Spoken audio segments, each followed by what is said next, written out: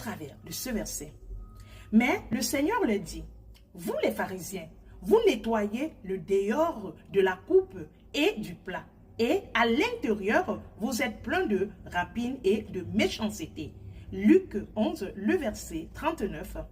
La foi en Christ ne se détermine pas par notre extérieur.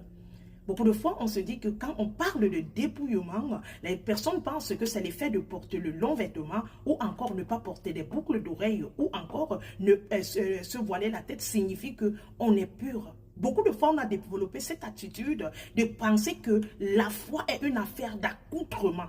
Alors que la foi, déjà, c'est une affaire de relation et de sincérité intérieure. Si notre intérieur est pur, notre extérieur le sera. Beaucoup de nous avons développé l'attitude des pharisiens ou encore l'attitude des caméléons. Quand nous sommes seuls, nous sommes une autre personne. Devant les gens, on fait montrer comme si nous étions parfaits. On fait voir notre éclat. Les pharisiens faisaient pareil. Ils lavaient leur coupe à l'extérieur, mais leur intérieur n'était pas bon. Il y avait plein de méchanceté, plein de rapines, plein de vols, plein de mensonges, de meurtres, de manque de volonté de Dieu. Et c'est cette même attitude qu'on développe aujourd'hui dans notre génération, dans le corps de Christ. Beaucoup de faux chrétiens, beaucoup de personnes qui sont dans la fausseté. Ils pensent se représenter par le physique, mais au-dedans de plein de méchanceté, les envies, les jalousies, les gaines. Parce qu'ils savent que personne ne voit ce qui est là. Mais j'aimerais te dire, personne n'a besoin de voir parce que celui qui doit voir, c'est Christ. Et il voit comment tu es à l'intérieur, il voit comment tu es à l'extérieur. Alors arrête de te passer pour celui qui est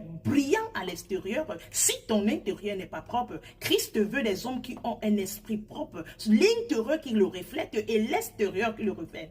Ne te limite pas à l'accoutrement, mais va plus profond dans l'amour, dans la sainteté, dans la sanctification, dans la vérité, dans la droiture. Soyons des chrétiens authentiques, pas des chrétiens de caricature. Que le Seigneur nous bénisse et qu'il nous aide à changer. Shalom.